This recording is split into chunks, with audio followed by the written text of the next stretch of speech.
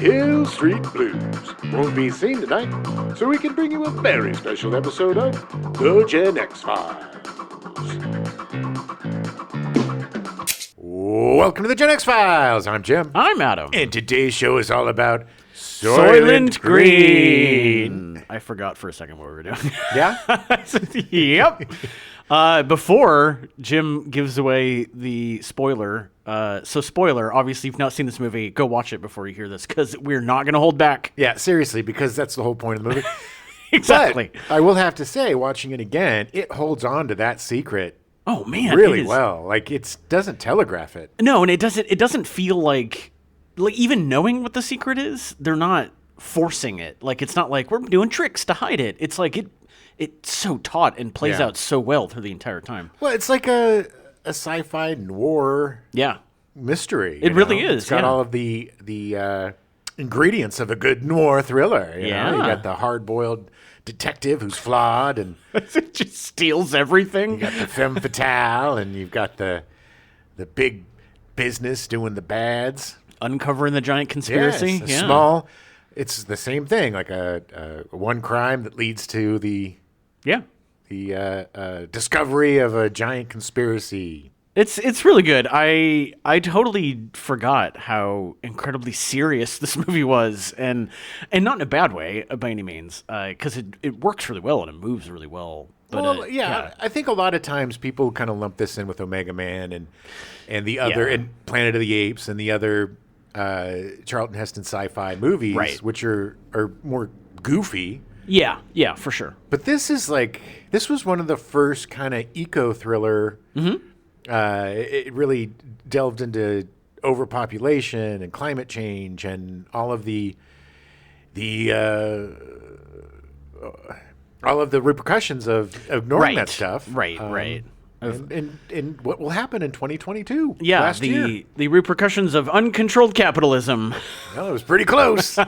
We just don't have the population explosion that they predicted. Actually, funny enough, we'll get to that, but it's actually more than they predicted. Wow. Well, just not in the same places. Right. Yeah. Well, no, yes. I mean, yes. Yeah.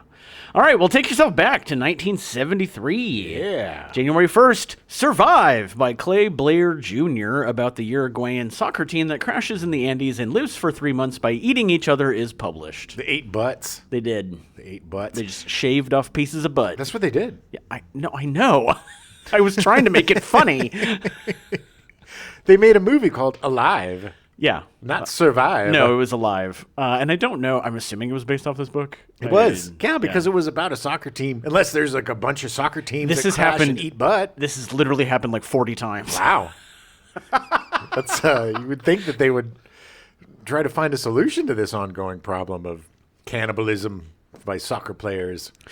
So should we pack all that extra food? No, it'll be fine. It'll be fine. Look at Ramirez's butt. It's huge. That's 3 days of eating. In February, environmental scientist James Lovelock suggests that CFCs may be causing global warming. He proved this in a paper released the next year. And it'll be ignored for the next 30 years. Yeah, which is funny because I didn't realize. I thought it was an 80s thing that this was discovered, but it was, like 10 years prior to when I thought it was. And everyone ignored it. Yeah, no, there was a lot of ecological discoveries, a lot of leaps and bounds in learning about pollution and just all of the decades and decades of industrial runoff and poisons and the soils and the waters and and a good thing is since it did happen last year, this year looks like the Supreme Court's going to gut all of the water protection. Perfect. The EPA stuff. So yeah. Soylent Green, here we come, baby. I can't wait to get back to 1973 levels of water pollution. Yes, and not to mention smog. Yeah. In March, the worldwide population reaches 3.92 billion people. Estimates give that the world population reached 8 billion people in November of 2022. Ooh. Yeah. April 19th, Soylent Green is released in theaters. Nice. Yeah, so Soylent Green starts with the 1966 science fiction novel Make Room by Harry Harrison. What a weird name. Make room, make room. Yeah, there was. I love '60s science fiction novels, especially like short stories, because they would just do the worst titles. Like my absolute favorite, the Harlan Ellison, "I Have No Mouth, But I Must Scream." Okay. Yeah, exactly. It's a great novel. Bad title. Yeah. Well, you know what you're getting, though. That's true. Harrison started his career as an illustrator for the EC Comics titles Weird Science and Weird Fantasy. Yes, by William Gaines, the publisher of Mad Magazine. He did EC Comics, right? He would become much better known for his later writing, particularly for his humorous and satirical science fiction, such as the Stainless Steel Rat series and his novel Bill the Galactic Hero, which satirized Robert A. Heinlein's novel Starship Troopers. Nice. During the 1950s and 60s, he was the main writer for the Flash Gordon newspaper strip. Okay. Yeah, he's got some cred. Yeah, he made George Lucas really jelly because he wanted to do Flash Gordon. Actually, a little known fact, Harry Harrison and George Lucas hated each other. Really? I'm just kidding. No. It was just because he wanted to make Flash Gordon and he couldn't. Yeah. Right. So he got really mad at the guy that drew the cartoons. Yes. Make Room explores the consequences of both unchecked population growth on society and the hoarding of resources by a wealthy minority. Nothing's changed in 50 years. Got worse. It was originally serialized in Impulse magazine, set in a future in August 1999. The novel explores trends in the proportion of world resources used by the United States and other countries compared to population growth, depicting a world where the global population is 7 billion people, plagued with overcrowding, resource shortages, and a crumbling infrastructure. They missed it by a billy. They did. The plot jumps from character to character, recounting the lives of people in various walks of life in New York City, which has a population of 35 million people. It's a lot of peeps. That is a lot of people. About the genesis of the idea for the novel, Harry Harrison claimed, the idea came from an Indian I met after the war. 1946, he told me, overpopulation is a big problem coming up in the world. Nobody had ever heard of it in those days. And he said, want to make a lot of money, Harry? You have to import rubber contraceptives to India. Well, I don't mind making money, but I didn't want to be the rubber king of India. Oh, no, I didn't. Yeah, the irony is that you realize that very soon, probably within the next 2 years, India is going to have a larger population than China. Yeah. So he was right. This Indian was so right. Apparently, no one ever imported rubber contraceptives to India. Nope. And this is where your 40 million people that they claim New York would be in 2022 in the movie is actually something like Mumbai or... It's because New York got the rubbers. Yeah. They got the rubbers. They knew how to use the contraceptives. Yeah. Harrison was contractually denied control over the screenplay and was not told during negotiations that MGM was buying the film rights. There's good reason for that, and I don't think I included it, but apparently he just randomly showed up on set. Really? He would just, try to convince the people how to play the characters. Yeah. Charles, come here for a second.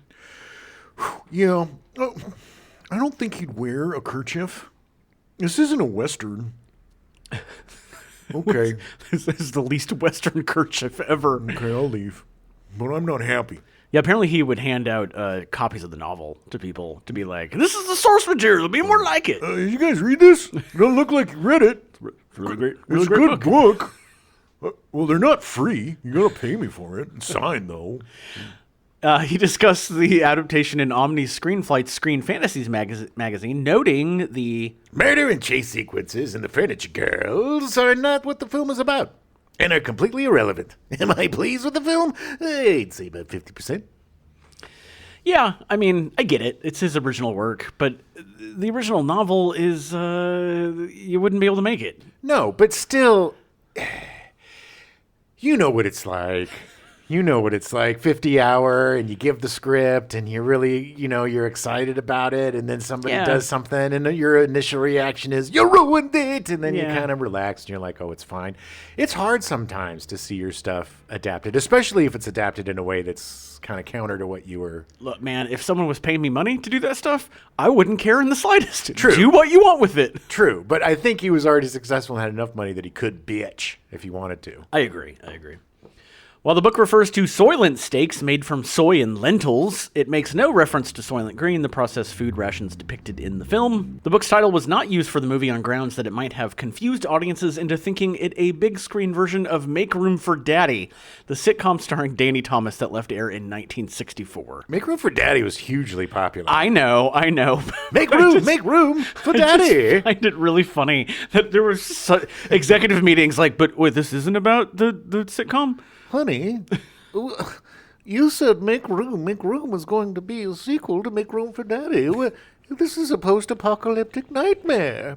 And there's no Danny Thomas. To their credit, a soft sequel to the sitcom called Make Room for Granddaddy aired for a season in 1970. It was a hit. Yeah, it aired for one season. One season. The screenplay for Soylent Green was written by Stanley R. Greenberg. Greenberg started his career writing for television. He wrote for The Doctors and the Nurses from 1962 to 1965. Nice. The Defenders, about a father and son team of lawyers from 1963 to 1965. And Man in a Suitcase, a spy thriller from 1967 to 1968. Yeah, it was about this tiny little spy named Dweeds. Johnny Dweeds. Johnny Dweeds. And he would, they outfitted this suitcase like a little home for him. And this woman, Cheryl Majoun, she was his handler, quoties. I mean, literally. Yeah, his handler. and she would take him in his suitcase to different spy places, and then they would spy. They'd put him in, he'd go like, because I get little places. That was his catchphrase. Well, I could get little places. I'm going to say if that was the actual, what the show was, it would have ran longer than one season. It would have. It would have. It led to the cartoon Inch High Private Eye. I don't know if you remember that No, one. I do not. It was great. That sounds fantastic. So Stanley R. Greenberg also wrote for The Bill Cosby Show in 1970. Oh, Zach, the pudding pops on the pudding in your drink. It was a sitcom about an inner-city LA high school gym teacher. He was relatively young at that time. Anyway, I don't know how many Bill Cosby shows there were. There was I Spy, which was amazing, with he and Robert Culp. Right. And then there was this Cosby Show, I think, and then there was the Fat Albert and the Cosby Kids. Right. Then there was the Cosby Show. That was the 80s one. 80s one. And I think he had one or two other pilots. See, that's what it's like, oh God, what's his name? The Newhart, like Bob Newhart, who had 4 variations of his sitcom, all called The Bob Newhart Show, Newhart, or Newhart, or Bob Newhart Show, Bob Newhart. That was my favorite one, the Newhart, Bob Newhart Show. It was a lot of, it was a mouthful. It was. But it was a good, they canceled it because they couldn't fit it into the TV guide. Surprisingly, they just shortened it to Newhart, and he said, no. Well, Bill Cosby was just, he was one of my favorite actors. Yeah. You know, I loved him so much. That was heartbreaking. I agree. Find out that he's a monster. I know. One of those times I didn't want to know, but you had to know because he was so bad. Well, like I tell everybody, I hate knowing things about the actors I love the most. But if they're a criminal, I want to know it. Is he out of jail now? Yep. He got out of jail on a technicality. Because the sketchy deal that they did in the first civil trial, I think, or the first trial that they did. They had this whole really crap deal that the prosecutor did, and because of that crap deal, there was something within it that negated the whole prosecutorial situation with him. So he's out of prison. Yay, technicalities! And screaming vindication, even though it's a technicality, and talking about going on tour. Oh, great! Him and Roseanne can do a cancel culture tour. Yeah. So Greenberg was also a staunch anti-nuclear activist and supporter of Israel. He focused on writing political docudramas, which he called theater of fact. That's awesome. You know what's really funny, though? When I first read this, I thought that the Cosby Show, that the teacher was a staunch I was like, that's super progressive. Weird. And Israel? That's really weird for the Cosby Show in 1970? Damn, man. Yeah. That's some progressive stuff. Greenberg wrote Skyjacked in 1972, starring Charlton Heston. We've been skyjacked. Welcome Home, Johnny Bristol, also in 1972, the TV movie starring Martin Landau and Jane Alexander about a POW who comes home to find his hometown missing. It's my town. I gotta say, reading about Welcome Home, Johnny Bristol, it sounded fascinating. It does. I don't know if I've ever seen it. It was a TV movie. I'm sure it's available on YouTube, but it essentially, not to spoil anything, but I'm going to do it anyway. It essentially comes down to him. It's like PTSD, and the town never actually existed. Ooh. And like he's just was so rattled by the war. I got to tell my quick Martin Landau story. Oh yeah, okay. I think I've told it before, but Martin Landau lived near us for a long time. Oh really? And I would run into him at Ralph's. And we never spoke, but we always recognized each other. He'd wink at me, I'd wink at him, we'd give a smile and a nod. And every time I was in there, he would do it. And we never approached each other. It was really weird. But it was just like I had this really cool, unspoken friendship. That's so cool, yeah. For years. That's crazy. For years with Martin Landau, where we would just like... You would just go to the grocery store at the same time. Yeah. It was just random. Buying our mac and cheese and ice creams. Wow.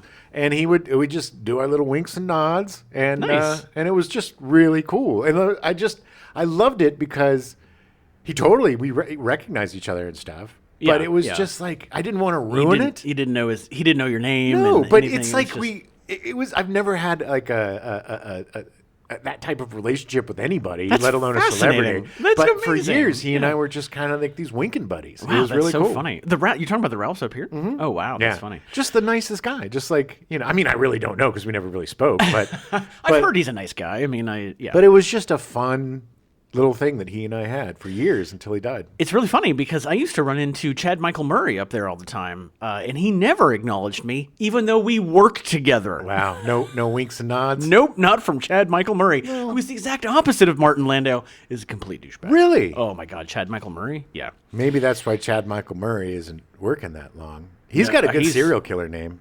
Yeah, he's in some CBS show or something lately. But he left One Tree Hill to try to be a movie star, and it failed. Poor Chad Michael Murray. Maybe if he was not poor guy, Chad Michael Murray. Maybe not give any sympathy to Chad Michael Murray. Maybe if you were a nicer guy, Chad Michael Murray, you'd have a better career. Yes, there you go. All right. So Greenberg also wrote Pueblo in 1973, the TV movie about the USS Pueblo being captured during Vietnam, starring Hal Holbrook, Ronnie Cox, and Andrew Dugan. Nice. The Missiles of October in 1974 about the Cuban Missile Crisis, starring William Devane as JFK and Martin Sheen as RFK. There's a Cuban Missile Crisis. I know, brother. What are you gonna do about it? I don't know. Be a pigs. That was a scene from... Why no one's ever seen this movie, I don't know. It's a great movie, by the way. It's really good. I'm sure it is. Blind Ambition in 1979, the 4-hour miniseries about the Watergate cover-up starring Martin Sheen as John Dean and Rip Torn as President Nixon. I'm President Nixon. That was actually in Men in Black. He was reprising the role of President Nixon.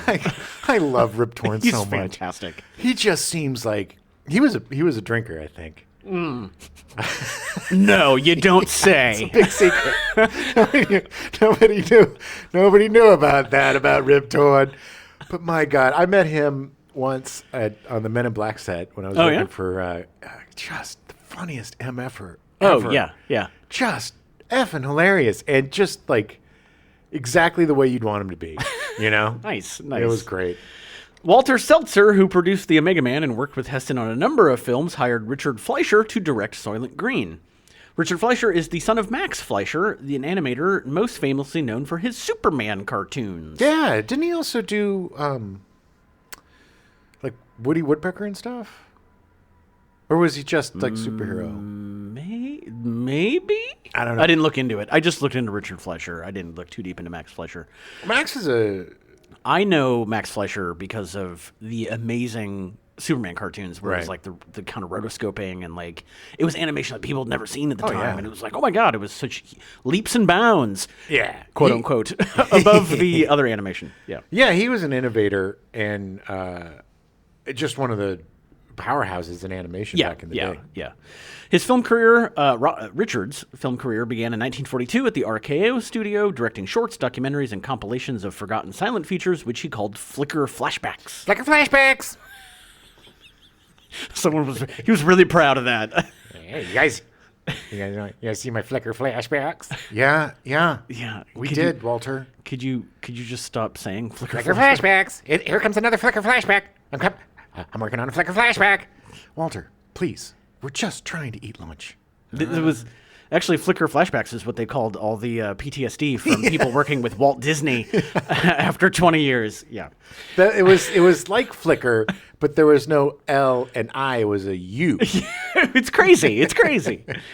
Richard Fleischer won an Academy Award as producer of the 1947 documentary Designed for Death, co-written by Theodore Geisel, later known as Dr. Seuss, which examined the cultural forces that led to Japan's imperial expansion through World War II. Yeah, it was really weird. It was like, ooh, the Japanese, oh, wunkly dunkly dunkly doo. They put the swords inside of you, and then the bombs they start to fall, goobly gobbly giggly god. Then the schnooks and snakes and sneaks come and put the bunks and blinks.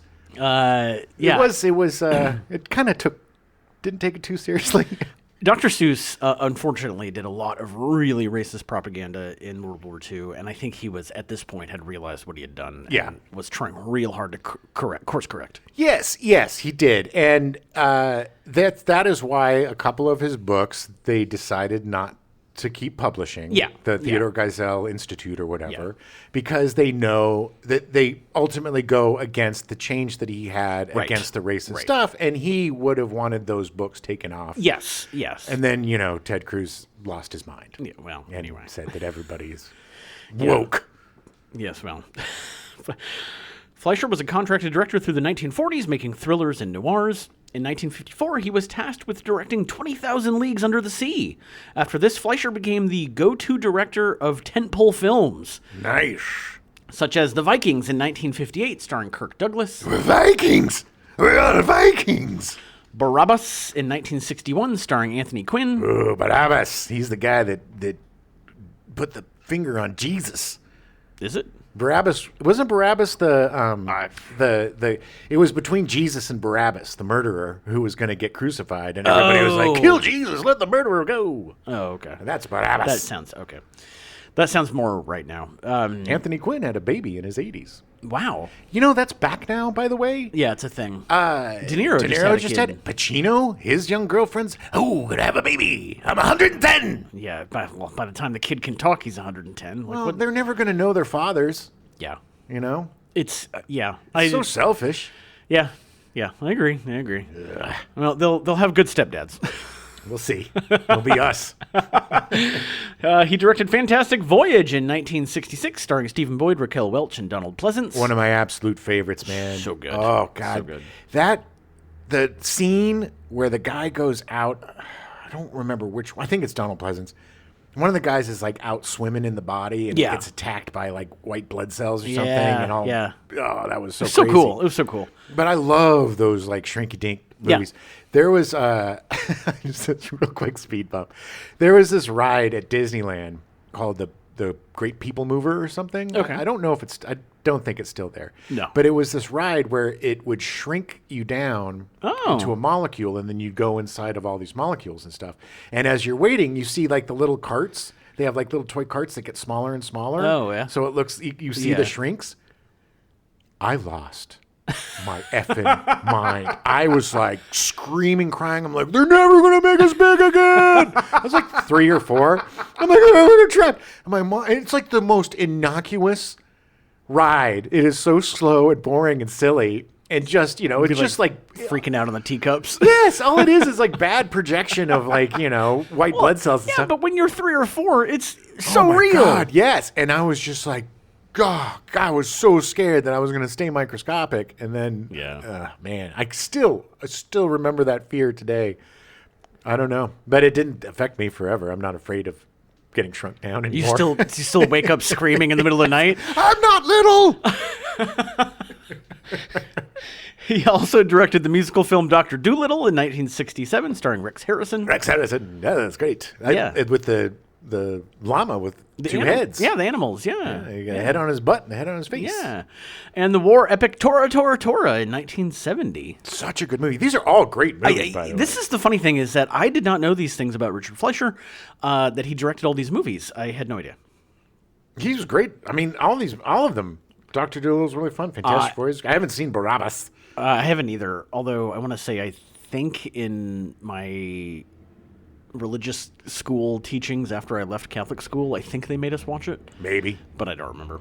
I had a lot of Bible epics back then, man. Yeah. Oh, yeah. It was a thing. 10 Commandments. Yeah, well, religion was huge. Yeah. Everybody was Christian back then. And if Yeah. you weren't Christian, you were quiet. It's true. That is true. After Soylent Green, he would continue to direct tentpole movies like the controversial period drama Mandingo in 1975. Yeah. Mandingo. Controversial. Yeah, that's a term now, too. Yeah. Ugh. And the Robert E. Howard sword and sorcery films Conan the Destroyer in 1984 and Red Sonja in 1985. Conan the Destroyer is the sequel. Correct. Yeah, not very good. I really liked Red Sonja. That was the first Red one Sonja was that I good. remember. Yeah. Like, I hadn't seen the Conan movies before that. And then I was so surprised, and it was like, wait, Conan has his own movies? Because I was like 7 at the time, and Red Sonja was running on like Cinemax all the time. Conan, the original Conan's great, but the Destroyer wasn't that great. It had Wilt Chamberlain in Yeah. it. It was a little weird. Yeah. Fleischer worked with many of the top Hollywood stars of his time, including Kirk Douglas, Robert Mitchum, James Mason, Robert Wagner, Tony Curtis, Louis Jourdan, Gene Hagen, Victor Mature, Richard Egan, Ray Milland, Farley Granger, Orson Welles, Diane Fossey, Anthony Quinn, Stephen Boyd, Rex Harrison, Anthony Dooley, Mia Farrow, George C. Scott, Charles Bronson Pelly, Richard Attenborough, Charlton Heston, Lee Marvin, Glenda Jackson, Eddie Deason, and Arnold Schwarzenegger. Eddie Deason. I love. Hey, I'm Eddie Deason. I'm the biggest nerd in the world. He's up there with Arnold Schwarzenegger. He's another guy that you would see him always on the corner of Santa Monica and Melrose, just wandering around that area in the mid to late 90s. He was a working man. What are you going to do? He wasn't working anymore. He was just wandering. He was working that corner. Hey, what's going on? You want to get some pleasure from Eddie Deason? Yeah. Could you just not talk during it? It's everybody's fantasy. Or talk more if that's your thing. Yeah. How much for the Eddie Deason fantasy? I'll pay you.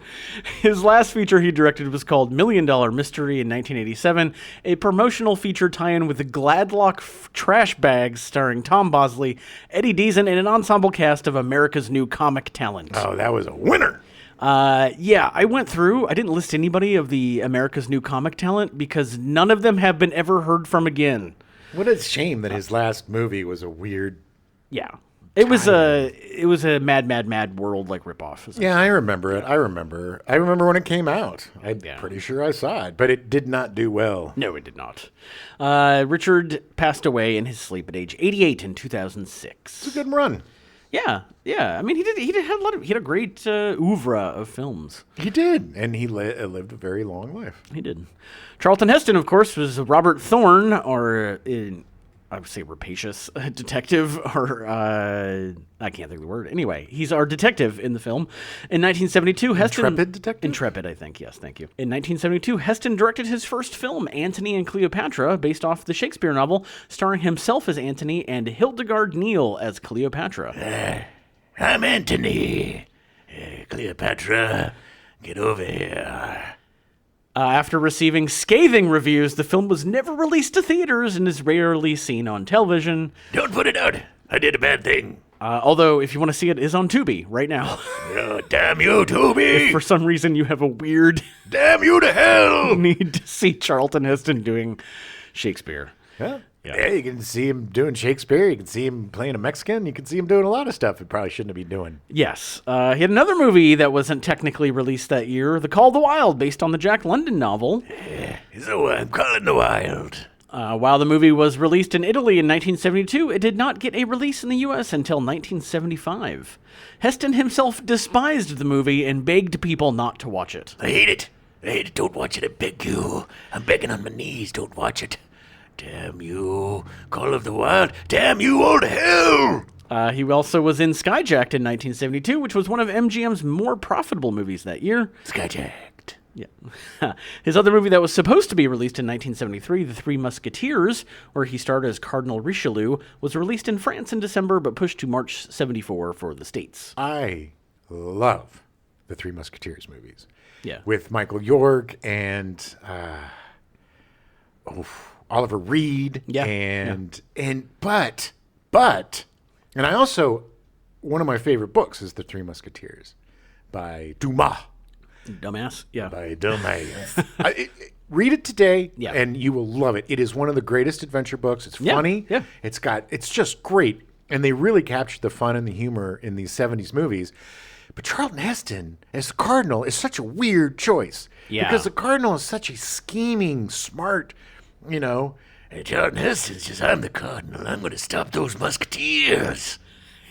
Well, I mean, he proved in Soylent Green that he can pull that back a little bit. No, look, Charlton Heston is a really good actor. He was very good in the 50s, when he was younger. My favorite Charlton Heston is the overblown, bloated, over-the-top 70s version of Charlton Heston. That's because that's who I grew up with, and that's what I love. Right. And, I could give less of an S about the Ten Commandments or, any of those Bible epics that he did that are just so long and boring. Yeah. Just so boring. Yeah. Ben-Hur. Is he in Ben-Hur? Oh, my God, I don't remember. Yeah, Judah Ben-Hur. Yeah, anyway, but we'll be doing the Three Musketeers movies. But if you haven't seen those movies, they're so much fun. Yeah. Heston passed in 2008 at the age of 84. We did cover more of Heston in a previous episode, so if you want to know more about his career, please listen there. Yeah, he's an interesting guy who had a strange conversion later in life. He was very liberal when he was younger. Very and progressive. Extremely progressive. Extremely progressive, especially in terms of race, and he was one of the first interracial kisses on film. Yeah. And he was a big proponent of hiring, minority crew and actors, and he was he was a really he was really involved, I guess, and involved in helping to evolve the film industry and the casting, and and there's no evidence that stopped. No, it's just he, in other parts of his life, took very hard right. Yes. During the rah-rah Reagan years, he pivoted and became this parody of himself. Yeah. And now the only thing that people really remember is, you'll take my gun when you pry it from my cold, dead fingers. Shaking his rifle in the air at the NRA convention. And as I said before, I did. I dug him up. You did. And I pried that gun out of his fingers. Because he dared me to, Adam. Right. He dared me to do it. Double dog dare, Jim. You gotta do it. I can't pass it up. Yeah. Lee Taylor Young was cast as Cheryl.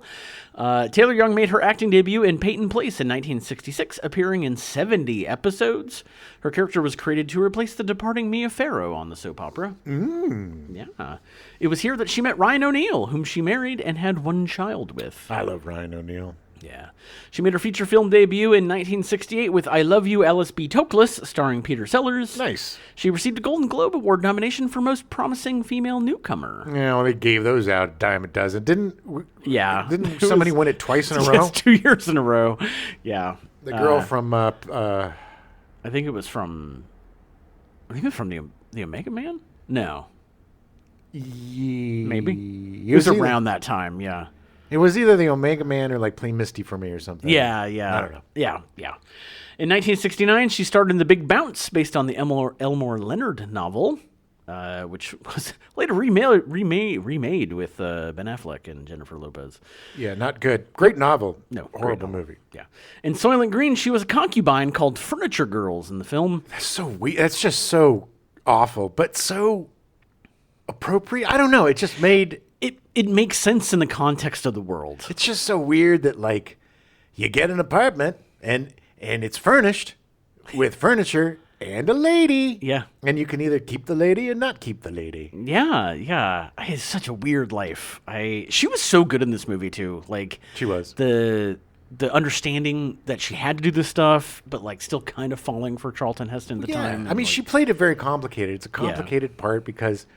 you're furniture. I mean, you're basically nothing. You're an object. Yeah, you're 100% an object, and Charlton Heston made her feel like a person, Right. and not an object. And then, she wanted to be with him, but then, well, it didn't work out. No. He begged her to stay with the guy. Stay with him. Yeah. I want to be with you. Yeah, No, just you don't- can't. Don't eat any of the Soylent stuff. Don't Stay away from Soylent Green. After Soylent Green, she took time off to raise her child. She returned to film in the 80s with Michael Crichton's 1981 thriller Looker, starring Albert Finney. That's a weird movie. Susan Day was also in that movie from Partridge Family. Oh, yeah? And it's about models, then How they're good lookers. Yes.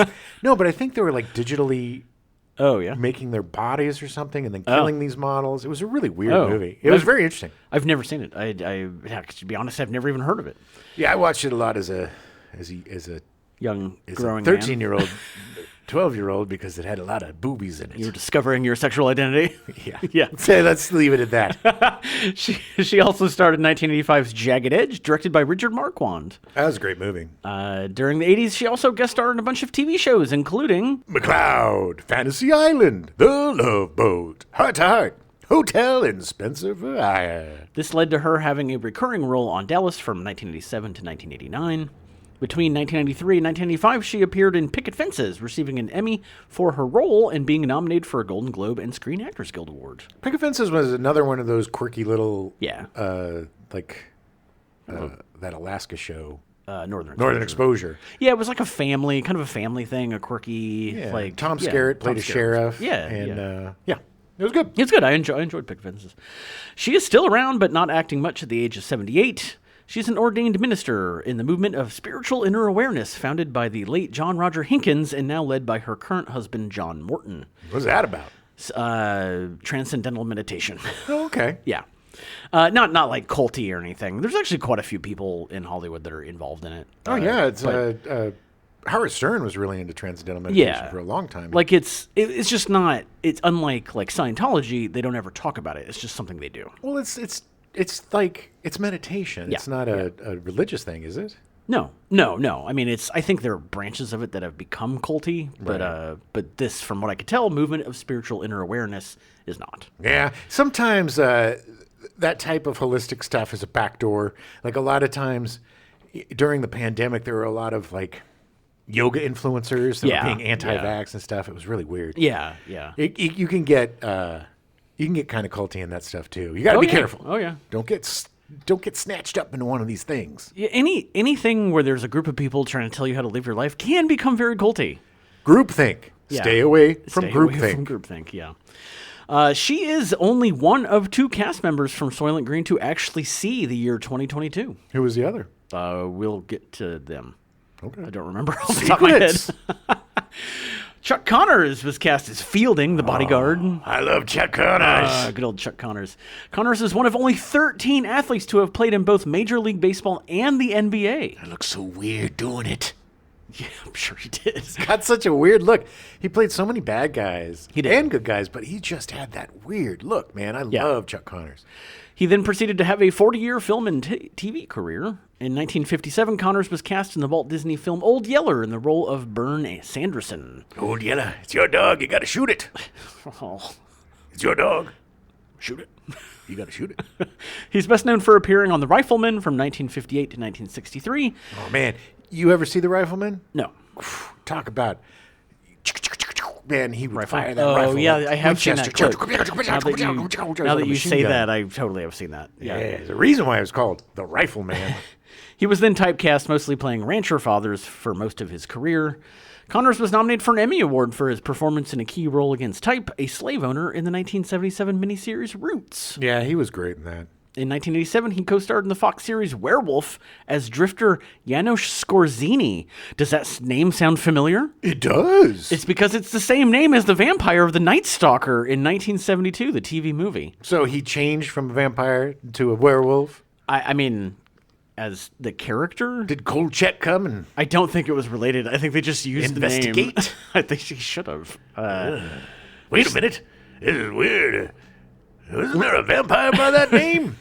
Oh, no, look. Oh, here comes a Frankenstein. It's got the same name. No, it's another Janusz Frankenstein. Janusz Scorenzi's.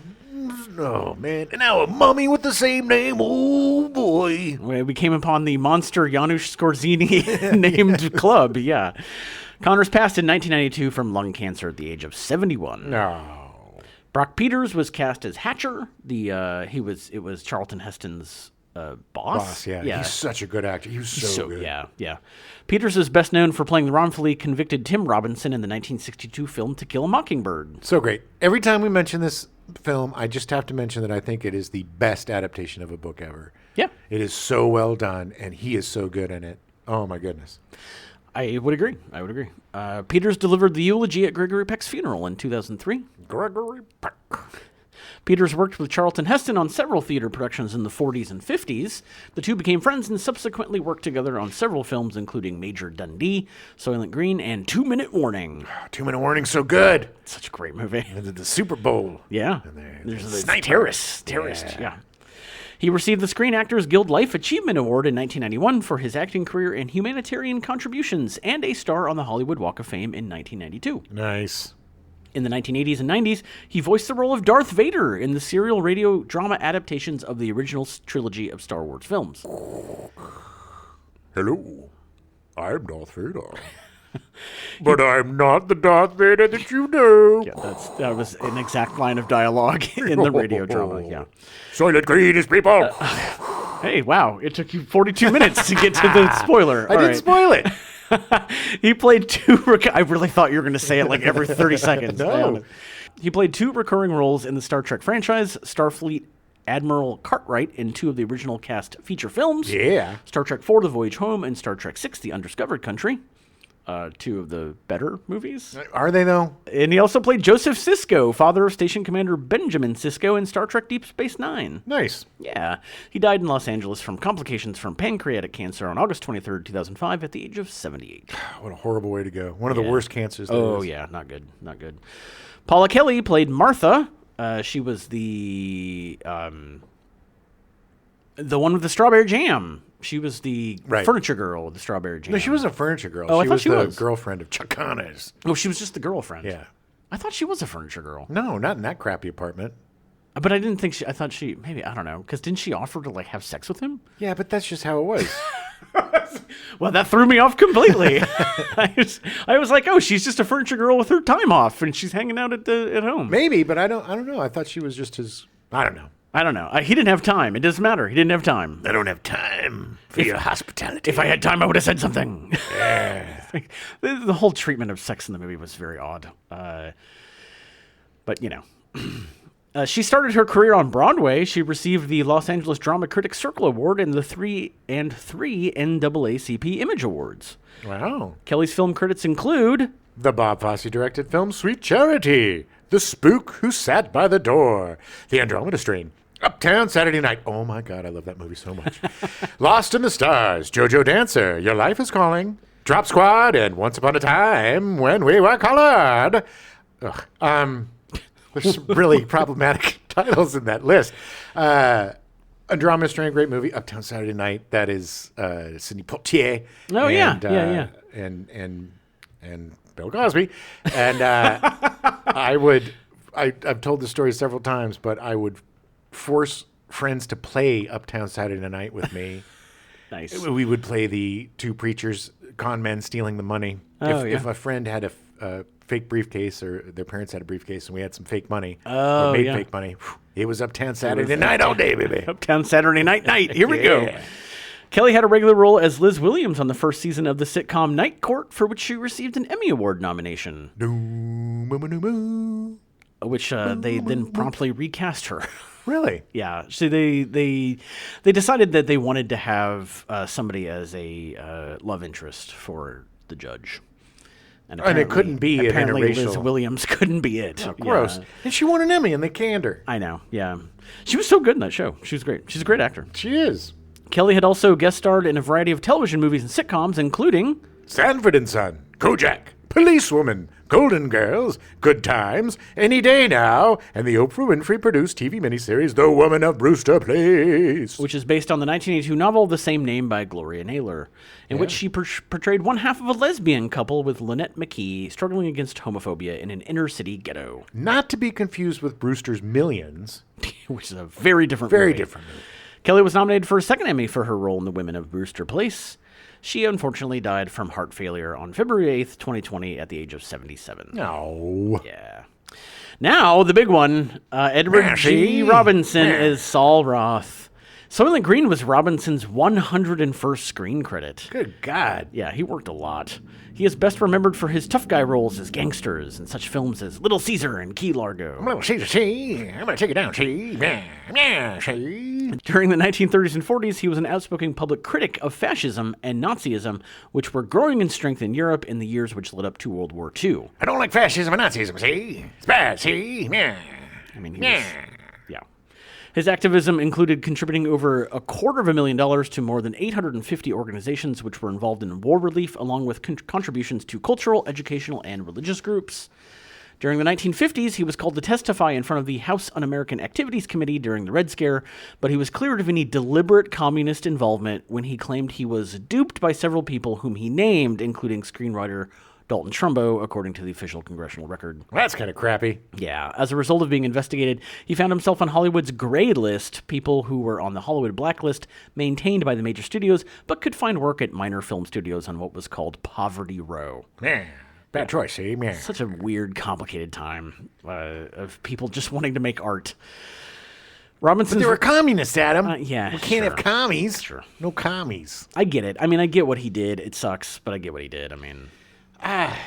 Yeah, I mean... If you suddenly just randomly pulled into a congressional hearing and they're like, yeah, your career's over, like, I don't know what I would do. I don't know. I mean, I would like to say that I wouldn't name names.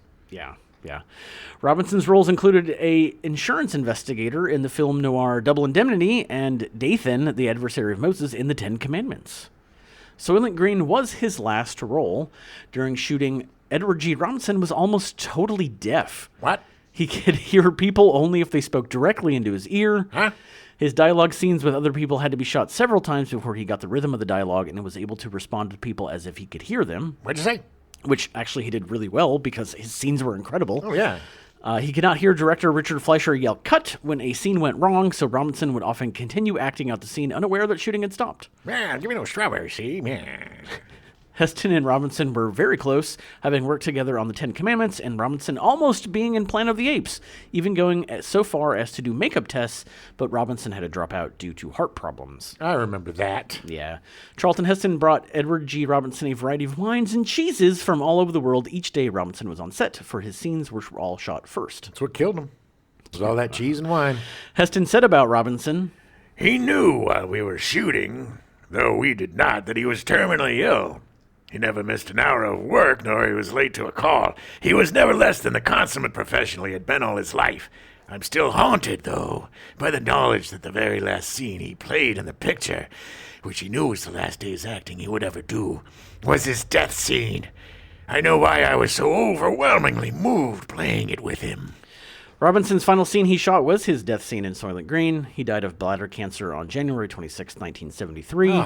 Like a month after he finished shooting. Heston delivered his eulogy, and over 1,500 friends of Robinson attended, with another 500 crowded outside. Not Dalton Trumbo. No. Robinson received an Academy Award, honorary award for his work in the film industry, which was awarded 2 months after he died in 1973. He is ranked number 24 in the American Film Institute's list of the 25 greatest male stars of classic American cinema. Multiple film critics and media outlets have cited him as one of the best actors never to have received an Academy Award nomination. Yeah, I mean, most people remember him as the silly impersonation that I do. The gangster. Yeah. But he was a really good actor. Yeah. And I think this was one of his best performances. Agreed. Because it was just so poignant, and I think there was so much more behind it because of what he was going through. Right. That especially that death scene is just unbelievable. The look on his face and the silent acting that he's doing is just incredible. Chills, absolute chills watching the movie, knowing that it was the last thing that he was ever going to film. And he was what a great chemistry too between the two of them. Oh, it's like, yeah. you don't really know what the relationship No, is. You know no. that he is a reader. Yeah. All these detectives have a book guy or book girl Right. that does all the research for them. And, but, it's they live together. They ate together. I mean, There's no explanation as to why they're living together. yeah. And at the end, he's like, I love you. Yeah, I love you too. It was so good. Their chemistry was so good. It was amazing. And even, his boss is like, we got to get you a new reader. He's too old. He's like, I don't want it. No. Yeah. Stephen Young was cast as Gilbert while traveling with a friend on a European excursion in the early 1960s. Young, by chance, got a bit part in the epic Cleopatra, then landed similar minor assignments in other films, European film epics such as 55 Days at Peking, The Leopard, The Fall of the Roman Empire, and The Thin Red Line. He returned to Canada and became a full-time actor, getting parts on Canadian TV shows. He would find some success as a character actor, appearing in Patton in 1970. As time progressed, Young found himself transitioning to low-budget films like Rage in 1972 and Lifeguard in 1976. Young would make guest appearances in films such during the 1980s and TV shows in the 90s, but would never find the success he had earlier in his career. His last film was in 2013, but he is still around at the age of 83. It is ironic that the two actors in Soylent Green to survive to 2022 were both named Young. Wah, wah, wah. Yeah. He's actually now, he's not 83. He's actually like 92. He's still around. His last movie was in 2013, which he was 83. Yeah, he's still alive. Still kicking it. Nice. Joseph Cotton was cast as William R. Simonson. Cotton received money for acting lessons at the age of 18 from his family. Nice. He would pay this back with interest by playing professional football on Sundays for $25 a quarter and working as a lifeguard at Wilcox Lake. Wow, $25 a quarter. That's like $100 a game. That's a lot for. I'm assuming it was like probably the 40s. Yeah. Yeah. Well, or even the 30s. Yeah.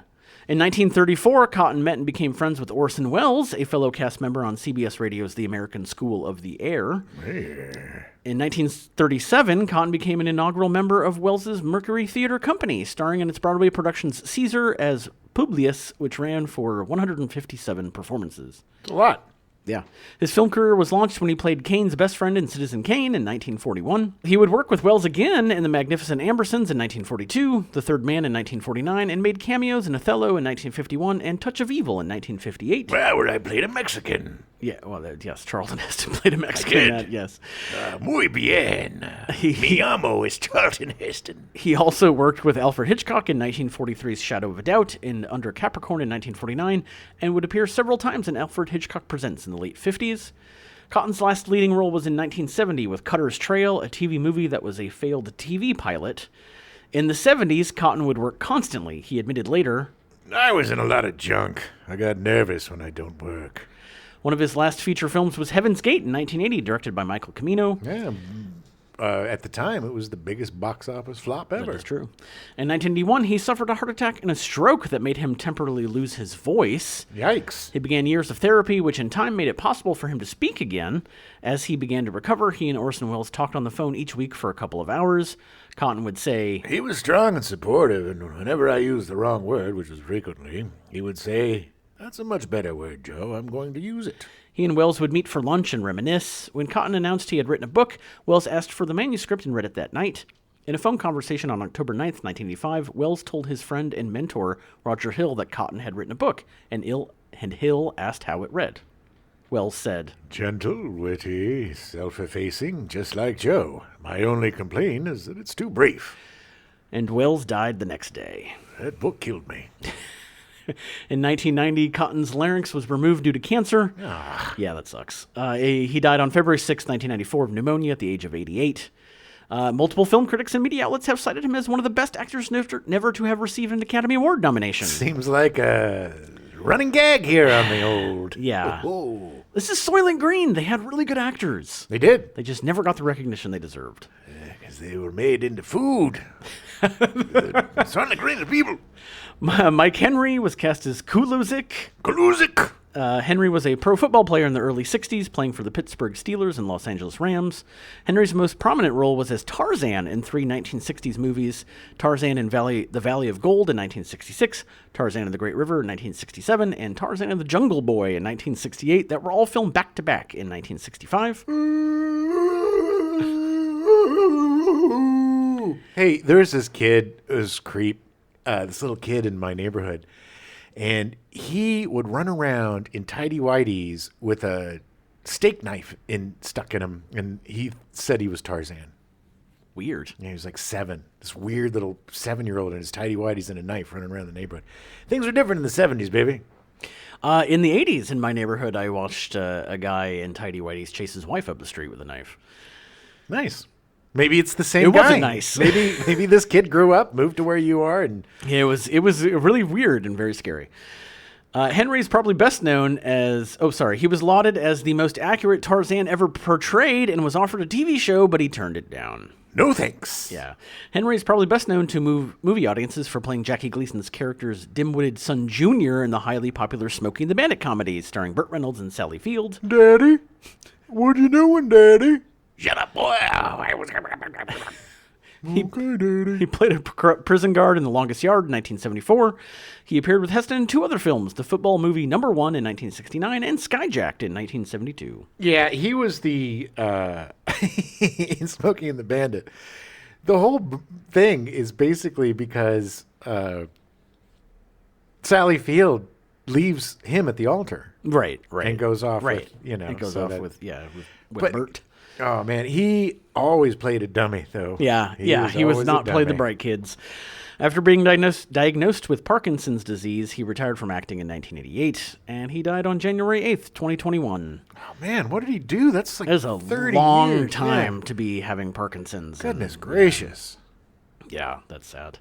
Lincoln Kilpatrick was cast as the priest. Yeah, old buddy Lincoln. Ah, good old Lincoln. Kilpatrick was encouraged to get into acting by none other than Billie Holiday. You should get into acting.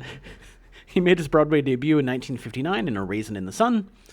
Kilpatrick was co-founder of the Kilpatrick Cambridge Theater Art School in Hollywood, California. He was also the first African-American member of the Lincoln Center Repertory Company. He had previously appeared with Heston in 1971's Omega Man, which we talk about him way more in that episode if you want to know more about Lincoln Kilpatrick. That's right, baby. You turkey, you jive turkey. He continued to work until his death from lung cancer in 2004. You would remember him more if he had a mustache. Yeah. He was Mustache Man. Yeah.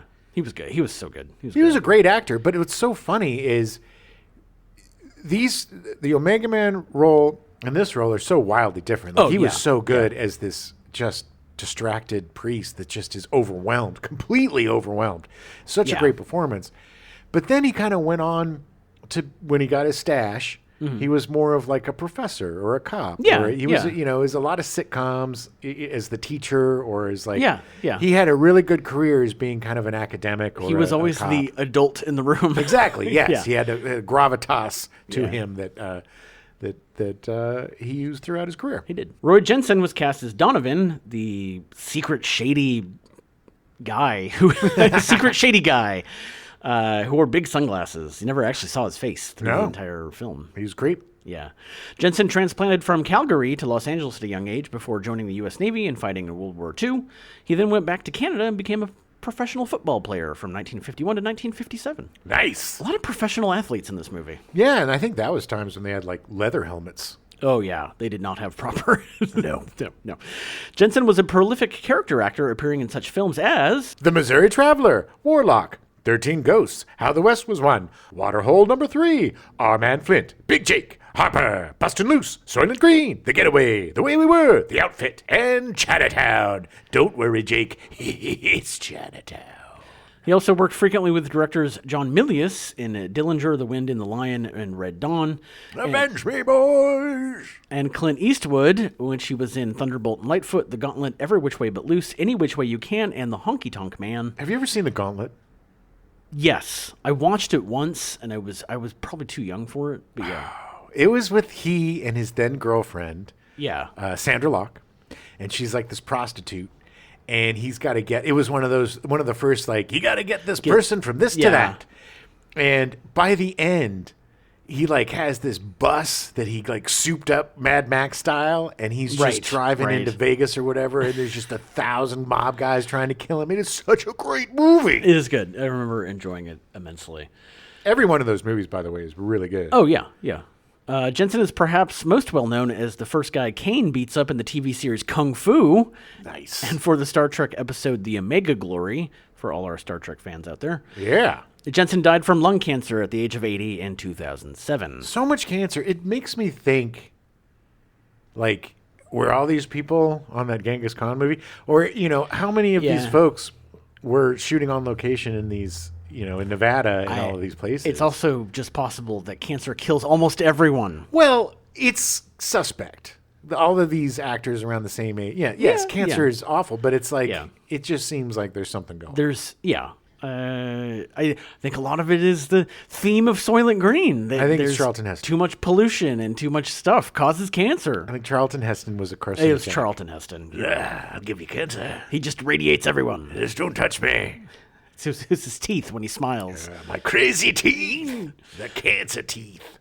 Leonard Stone was cast as Charles, the building manager, who really likes to beat up ladies. Yeah, he's a weird-looking dude, and they didn't do him any favors with that wackadoo hairstyle. Stone was a character actor that appeared in supporting roles in over 120 television shows and 35 films. You would see him in everything in the 70s and 80s. Everything. He won a Tony Award in 1959. One of Stone's more notable film roles came in 1971 when he played Mr. Beauregard, the father of Golden Ticket winner Violet Beauregard, played by Denise Nickerson in Willy Wonka and the Chocolate Factory. Yeah, he was really good in that. He's a great character actor. Oh, he's a journeyman. I He was really a- believed that he wanted to beat those women up. yeah, he's a creep. He was a good creep. He's also well known for playing Judge Paul Hansen on LA Law from 1988 to 1994. Right, okay. Yeah. He passed from cancer in 2011, one day before his 88th birthday. Oh. Yeah. Cancer again! Another cancer. Yeah. I'm telling you, Charlton Heston. Dick Van Patten was cast as Usher number 1. Van Patten's career, very short part, but Van Patten's career spanned 7 decades of television. He was best known for his role as patriarch Tom Bradford in the ABC television comedy drama 8 is Enough from 1977 to 1981. And every time his wife would be like, let's have another baby. And he'd be like, 8 is enough. It is definitely enough. 8 is enough. Van Patten appeared in several films directed by Mel Brooks, including High Anxiety, Spaceballs, and Robin Hood Men in Tights. He was the father of the princess in Spaceballs. He was so good. He was good at everything. His kids were really good. He's like one of those Hollywood royalty TV guys that just seems like a really nice guy. Everybody wanted him to be your dad. Yeah. He just had that really comfortable, nice career. He also made cameos in the music videos for Smells Like Nirvana and Bedrock Anthem by Weird Al Yankovic on The Weird Al Show. They're probably pals. I probably were. Van Patten was the founder of Natural Balance Pet Foods and National Guide Dog Month. He was a huge animal lover, Mr. Van Patten. Animal welfare advocacy was his passion. And the funny thing is that because I came up after 8 is Enough was off the air, because I don't remember that at all. Right. But I remember him being in those Natural Balance commercials, and that's what I thought he was. He was like, oh, he's the dog food guy. Feed your dogs right. Natural balance. And then even when I saw Spaceballs, I was like, hey, it's the dog food guy. Dog food, dude. Yeah. In January 2006, Van Patten was taken to Cedars-Sinai Medical Center in Los Angeles after suffering a diabetic stroke. Oh, no. Van Patten, who suffered from type 2 diabetes, made a full recovery, but complications from diabetes would eventually get him, and he died in 2015 at the age of 86. Well, at least it wasn't cancer. True. To be honest, I didn't realize he had died. Really? Yeah. Well, he's old. I mean, he was old, yeah, obviously, but yeah. I didn't know he died either. The film was released April 19th, 1973, and met with mixed reactions from critics. I don't get it. Time called it Intermittently interesting. Heston forsakes his granite stoicism for once. The film will be most remembered for the last appearance of Edward G. Robinson. In a rueful irony, his death scene, in which he is hygienically dispatched with the help of piped-in light classical music and movies of rich field flash before him on a towering screen, is the best in the film. Okay, it's great, but no. I mean, come on. Yeah. I don't find it intermittently interesting. No, I thought think it was that's extremely wrong. interesting. I also think, yes, Edward G. Robinson was a great scene, but come on, man. Everybody's going to be remembered for Soylent Green as people. I know. Roger Ebert gave the film 3 stars out of 4, calling it... A good, solid science fiction movie and a little more. All right, hey, Ebert had a good taste on this. Unfortunately, Gene Siskel gave the film 1.5 stars out of 4 and called it... A silly detective yarn full of juvenile Hollywood images. Wait till you see the giant snow shovel scoop the police used to round up rowdies. Oh, you may never stop laughing. What a weirdo. No, that was gross, and you're a psycho. Yeah. I honestly think that Gene Siskel... I really honestly believe that Roger Ebert tries to find the positive in all the movies, whereas Gene Siskel just tries to find as much as he can criticize. I agree, and that was their strength as a... Yeah, together, yeah. Ebert was the movie lover, and Siskel was the movie critic. You know, Yeah, he was the guy that was always like a little... But, you know, they both were movie lovers.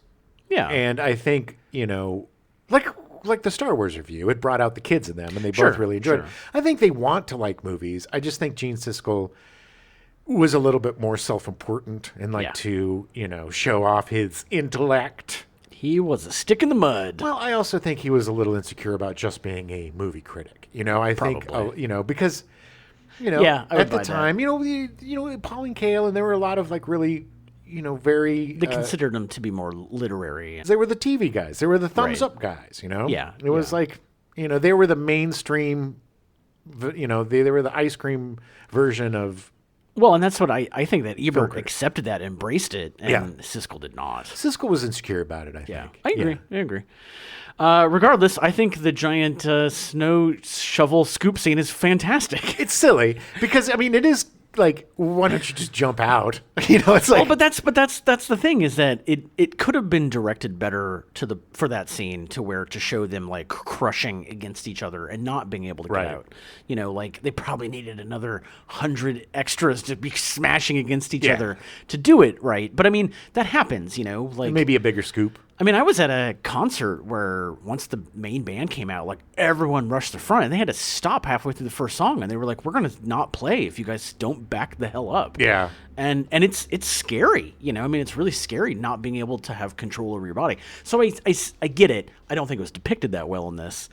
And yes, the giant scoops seem silly, but that was such a 60s sci-fi like trope. Get Like the it was, scoops. Yeah, it was such a. Go that get was- the scoops. The scoops are coming. The scoops are coming. The scoops are coming. Disperse, disperse. The scoops, 2 scoops. Wait, you mean we're getting ice cream?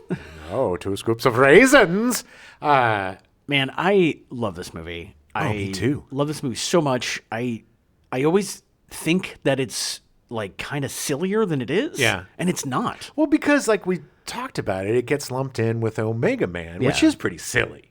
Yes. You know, Omega yes. Man's a fun, silly goofball. Yeah. You know, it's the more epitome an- of 70s sci-fi. It's an action movie, you know, Yeah. like this is specifically not. It's look, Omega Man's a B movie. You know, Yeah. it's a silly Yeah. B movie. There's so many interesting tropes in this film, and you know, overpopulation, Yeah. greenhouse effect. It's an ecological thriller that's basically showing what's going to happen to the country, the world, if we don't Right.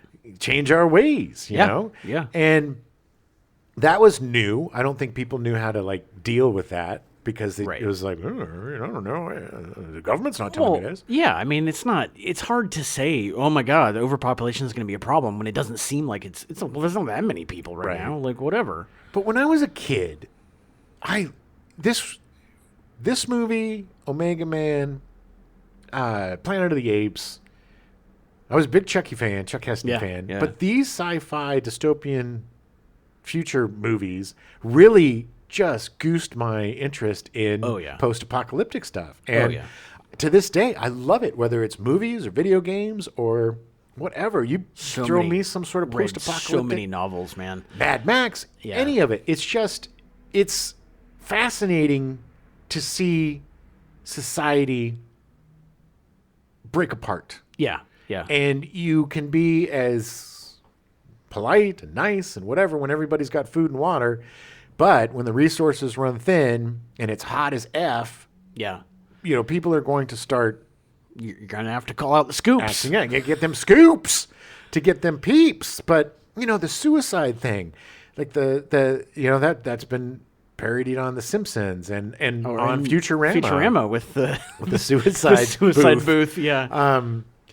But it had such a definite look and feel and vibe to it. And the scene with Edward G. Robinson and Charlton Heston eating when Charlton Heston just steals everything. He steals the booze and the meat and the stuff. And it's like the brilliance of that scene is you watch Edward G. Robinson enjoying all of this stuff and remembering. Right. Remembering what it was like to eat when he bites the lettuce, the look on his face. Yeah. Where Charlton Heston's like, well, his lettuce is whatever. I don't give a crap. Yeah. Get to the meat. He's enjoying it for the first time. And, so it's this really well done scene where you get to see what it was like before and what it was like after. Right. Which is kind of weird because Charlton Heston's in his 40s, right? He's got to be in his 40s at this point. Yeah. So it was like, when did it happen? Late for. In fact, because I think he did in Omega Man, I think he was 48. Might be 50. And that was around the same time. So he grew up. Or maybe a couple of years later. So he might have been near 50, yeah. So he was born in the 70s. Yeah, he was supposed to be. But I think that's the thing, is that Edward G. Robinson was supposed to be like 80. Sure. So he knew the couple decades before things started getting bad, which is when the movie came out in 1973. Right. Is when it was like, hey, guess what? Now it's all gone to hell. Well, it was a cautionary tale. And I think... unfortunately, I think this movie gets overlooked. I think it has a bad reputation now because everyone boils it down to the catchphrase. Soylent Green is people. Soylent Green is people. And it's like everyone thinks it's like, well, it's just one of those, like, it's like a Shyamalan movie where it just has that twist ending and that's it. And it's so much more than that. That ending, the twist doesn't even really matter. No. No. It shows just how far that society has come in terms of just destroying all their resources. Yeah. In fact, they've ruined the ocean, so you can't get the plankton to make the Soylent Green. So I gotta do something else. So they just get all the suicide people.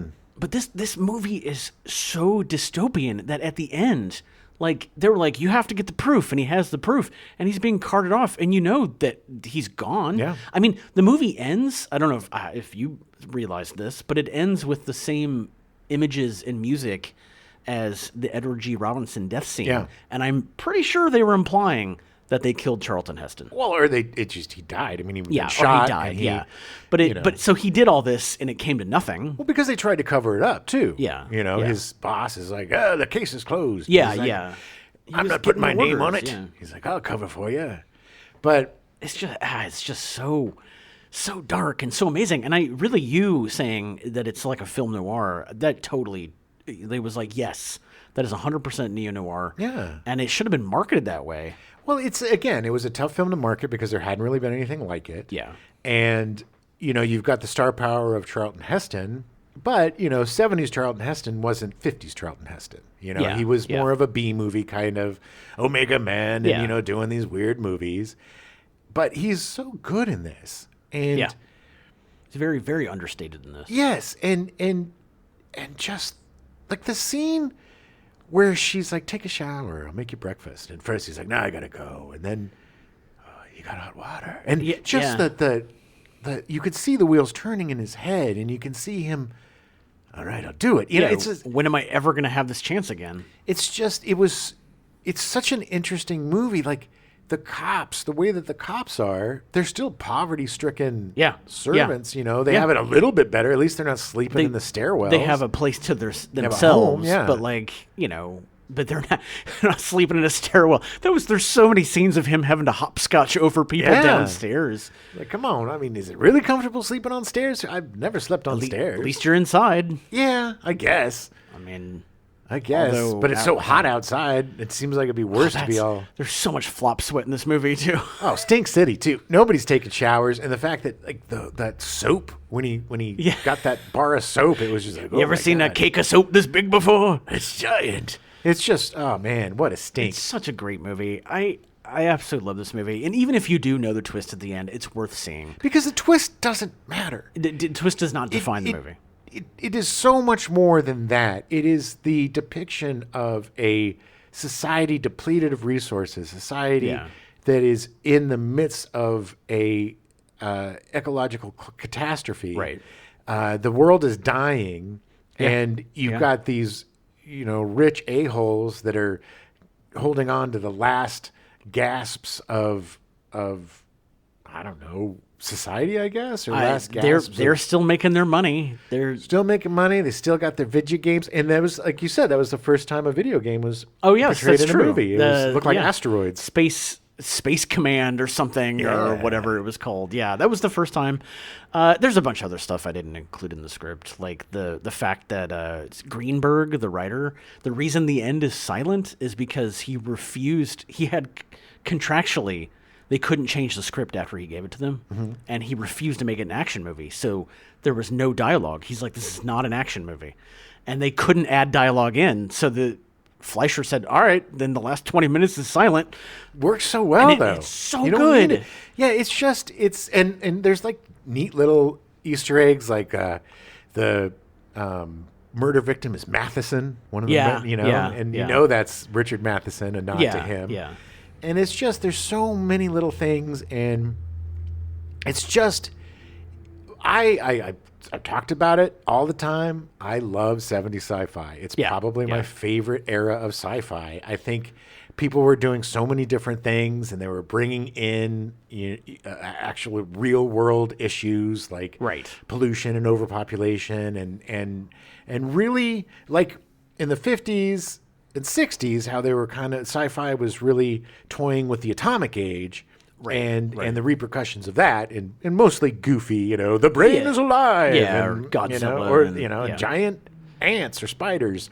But the movies like this in the 70s that really kind of tried to be realistic, and kind of show the horrible consequences of ignoring these issues. They just did it in such a really interesting way that is both goofy and important that I don't think any other decade kind of was able. No, not really. Unique. Yeah. It's really good. They've tried. There was talk about them trying to remake it in the mid 2000s, and then the last news that I saw was like from 2012. So nothing since then. So strange. I don't think it's gonna be remade, and I think it's because of the Soylent Green is people. Yeah. That's all people think about when they hear this movie. But it's just and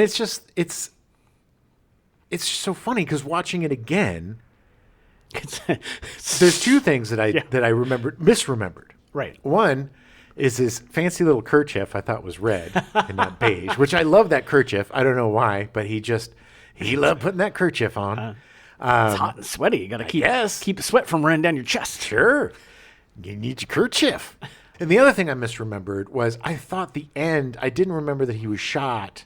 I thought he was like running through the streets screaming, "Oh yeah, it's people!" And then they shoot him. I thought he was. This is where it becomes that Mandela effect, where it's like everyone remembers it that way, but that's not how it was. No, it was much more subtle. Yeah. And God, the fight inside the church or whatever, oh my God, on top of people, and like knocking people over, and shooting people in the head, randomly shooting people, like it was. I totally forgot about all of that. Horrifying. Yeah, it's just horrifying. So many great things. So well. Look, if you haven't seen this movie, if you haven't guessed it, we're fans, and we fully recommend it. It's hard to find right now. It is. Unfortunately, you can rent it. It's just not available on any streaming services at the time. If you got a collection, pick up you can probably get a DVD or a Blu-ray for $5-10. Yeah, even used, and it is definitely worth it. It is a classic for your collection. It is something that if you bring out and show your friends, they're going to be like, "Wait, this is what Soylent Green is?" Right. I just thought it was a goof. Yeah, exactly. And it's not. It's great performances. It's social commentary. It's film noir. It's a great detective story. It's action. It's adventure. It's fantastic. There's just so much to it, and watching it, I'm so glad that we watched it again because it's got to be a couple of decades since I've seen it. Yeah. Since college, I've not seen it since then. And it just kind of juiced me. I just want to see more. Yeah. More of this, and I want to see more. I want to see more of his movie. It's got me ready for when we do Planet of the Apes. Oh, that's my jam. Yeah. Planet of the Apes is the reason that I watched Soylent Green and most of Heston's sci-fi movies was because I loved Planet of the Apes so much. Me too. Love, I should say. Still, I had the play set, baby. Yeah, I am. The action it's play great. set. We'll be back next week. We're gonna cover Meteor. Yeah, we are. Meteor. It's a little-known movie with Mr. Sean Connery. This is one of the few movies we're covering that I've never seen. The meteor's made of people. That's people. I'm super excited about it. I love it. Now, don't eat any Soylent Green, folks, because Soylent Green is people. He played two during the 1930s and 40s. He was an outspoken public criticism of Whoa! What? Wow. And this is the part where Jim can't read. I was going to say Warhol. Excuse me, let's start that over. The Missouri. And that's it. We now return you to your regularly scheduled program, Garfield and Friends, already in progress.